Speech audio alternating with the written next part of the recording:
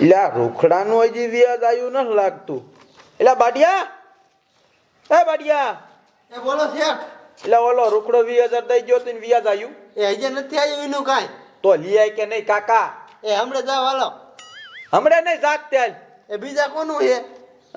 બીજાનું છે રે, આ એક ટપુડાનું હોતન છે. લઈ આવજે હો પાછો ટાઈમે. એ હા. આ તું ભલામણા લેવા નહીં જાય ને મને ભૂખ ભેગો કરી. હા હજી એક છે, આ ઓલા સમનિયાનું છે. એ દાદા શેઠ 2 લાખ રૂપિયા એક જોતા હતા. 2 લાખ રૂપિયા હા વ્યાજમાં? હા વ્યાજ. 2 લાખ તો દઉં. તારી પાસે કઈ ગીરવે મૂકે એવું છે? ના એવું કાંઈ નથી, પણ મારા બાપા છે. તાર બાપાને મૂકીશ ગીરવે? હું કઈ ગાંડો છું એમને પૈસા દઈ દઉં? એ પણ હરી બાપા. હરી બાપા? હા ઓલા ગઈ જા. હા. એટલે એ તો કાકા દિલદાર માણસ છે, ભલા માણસ, સારો માણસ છે. સાંજે પૈસા લઈ જાય સવારે દઈ દે. એ હું એનો છોકરો છું. અને આ રહી ને મારી બોની એની સોડી. એવું છે? હા. એટલે તમારે 2 લાખ રૂપિયા હા, જોઈએ. જોઈએ. પાછા ક્યારે દીધું? એ આમ જો ખાલી 2 કલાક પૂરતા જોઈશે. અત્યારે લઈ જાઓ અને 2 કલાક પછી પાછા. બેંક ના ભરવી ને? હા એવું જ છે કાંઈક. એવું છે એમ ને? 2 લાખ તો દઈ દઉં, બરોબર. ટાઈમે મારે પૈસા જોઈ પાછા, બરોબર. હા 2 કલાકમાં જ. હાલે આ પૈસા.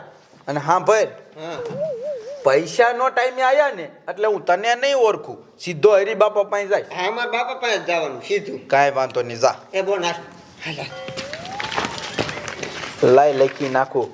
એ તું શું ઊભો છો મોઢું જોઈ? પૈસા લે તારા બાપ વ્યાજ. એ હા. હરી બાપાનો છોકરો 2 લાખ વ્યાજવા લઈ ગયેલ છે. પહેલા બાપુ નામ દીધું એટલે તરત પૈસા દીધા ને. દીધા હો. લાય આવે તો 2 લાખ. તો તને શી ના દઉં? કા બાપુ દેવાના છે, બાપુએ કીધું છે. તો કાંઈ હું આમ થોતા રારે લેવરાવા ન થાયો. તો સમજો કોઈ કેતી ને બોબોન હું જો ને આ 2 લાખ લઈને એક છોડીને લઈને ભાગીને જાઉં છું. નારે ના કા એવું ના કરવું હોય. કેતી નહીં કોઈને. અરે બાપ રે, આ તો 2 લાખ રૂપિયાનું સાબરું સોટાડીને ગયો. લાય જલ્દી જઈને મારા બાપુને કહું આ મહણિયો કેવો છે. એ બાપા કમાડ ખોલો ને, હવે મને બહુ ભૂખ લાગી છે.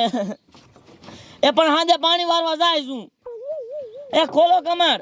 એ ટપુડા એટલે તને કઈ ખબર હી? શું? તારો બાપ ઓલો મગનું નો રહ્યો, હા તારો બાપ ભાગી ગયો છોડીને લઈ. ન હોય તો આટલા બધા પૈસા ક્યાં થયા છે ભાઈ? ઈ શી ખબર? આમ જો હું તને શું કહું, શું? હાલ હેરી બાપાને જઈને કેવી એને ખબર ય નહીં હોય. એ વાત હશે. હાલ હાલ હાલ. આ મગનાને ને ફૂલડીને 2 લાખ રૂપિયા લેવા કાઢ્યા સાડા ભાઈ પાસે. કાંઈ લઈને આવે ને તો બેંકે જઈને બેંક તો ફેરાઈ આવું, એટલું વ્યાજ તો ઓછું આવે. પણ આ ઘેરે આવશે પૈસા લઈ, મારે ક્યાં રાખવા આવે? 2 કલાકમાં પાછા દેવાના સાડા ભાઈને. એ બાપુ તમે ઓલા મગનાને 2 લાખ રૂપિયા લેવા નથી કાઢ્યો? હા તી છે ને ધાપ મારીને વહી ગયો 2 લાખ રૂપિયા અને સોડિયાર ભાગીને ગયો. હે? હા હા લે આ મગનાએ શું કીધું બોલો? હવે આ 2 લાખ રૂપિયા સાડા ભાઈ પાસે લીધા નહીં ને વ્યાજે ભરવાનું થાય છે હવે. એ સાડા ભાઈએ શું કીધું છે? 2 કલાકમાં પાછા દઈ જજો અને નો દેવા આયા ને તો વ્યાજ લાગશે એમ કીધું. હલવાણો છોડી કોણ હતું? એ તો સી ખબર કોક હતું. હા મગનાએ નો કરવાનું કીધું, હવે શું કરશું પૂર્ણી? એમ કઈ ઘરમાં તારા માના જેટલા ઘરાણા છે ને એટલા બધા ડબ્બામાં ભરીને રાખ. હાલ તું જા કાંઈ ઘરમાં. હા તે હારું હાલો. હા મગનાએ નો કરવાનું કીધું, હવે શું કરીશું? બોલો 2 લાખ રૂપિયા લેવા કાઢ્યો, તાર લઈને પરબારો વ્યો ગયો. હમણાં સાડા ભાઈ અહીંયા આવશે, બેંક તો નો પેરાણી, હવે વ્યાજે ભરવાનું થાય છે મારે 4 લાખનું. હાલો કિશનભાઈ, એ હાંજે હવે વ્યાજ પોગાડો ને ભાઈ, ટાઈમ જાજો થઈ ગયો. હા હાંજે આવી જવું જોઈએ હો. ભલે હાલો. આ શેઠ ઓલો રૂખડો પૈસા દેવા ના પાડે છે. ના પાડે? હા અને ધમકી દે છે. મારા દીકરા મારાના એક તો આપણા પૈસા લઈ જાય અને ધમકી દેશે. તારે મારામાં ફોન ન કરાવાય ત્યાં જઈને? એ મારો ફોન ચાર્જિંગમાં પડ્યો છે. તારા આવા ને આવા ધંધા હોય. એક કામ કર, અહીંયા ડાયરેક્ટ જવું છે અને આમ જો ઓલે હરી બાપાનો છોકરો પૈસા લઈ ગયો ને એનોય ટાઈમ થઈ ગયો પાછા લેવાનો, એટલે એ બાજુ આયલા જ આવી અને બધાય પાસેથી ને આપણી મૂડી લેતા વ્યાજ. આ ચોપડી લઈ લો. આ ચોપડી લઈ લે, કેવા પૈસા નથી દેતા હમણાં જોઈ લો. હાલો હાલ.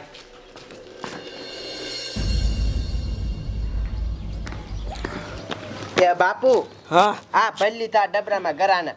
સમજા ફૂલડી હા હું તને શું કહું છું શું ભીડ પડતું હશે ને તો જ ગરાણા માજી તું એ ગરાણા ચા ખંતાડી મૂક દે એ આ તો ઓલા ગોખલા મૂકું છું. હા કાંઈ મૂક દે હે હેરી બાપા બોલ બોલ તમને કાંઈ ખબર છે શું થયું તમારો છોકરો મગનો નો રહ્યો હા એક છોડી લઈને ભાગી ગયો. એ કોણ છોડી હતી હે હવે હું થોડો ઓળખું છું. આ ગોબરા હું તને શું કહું શું મને બહુ બીક લાગે બાપ ના બસ હે હા તમે રહ્યા ને બે આયા બેવજો અરે અહીંયા જ બેઠા એટલે આ શાંત મગ થઈ જાઓ.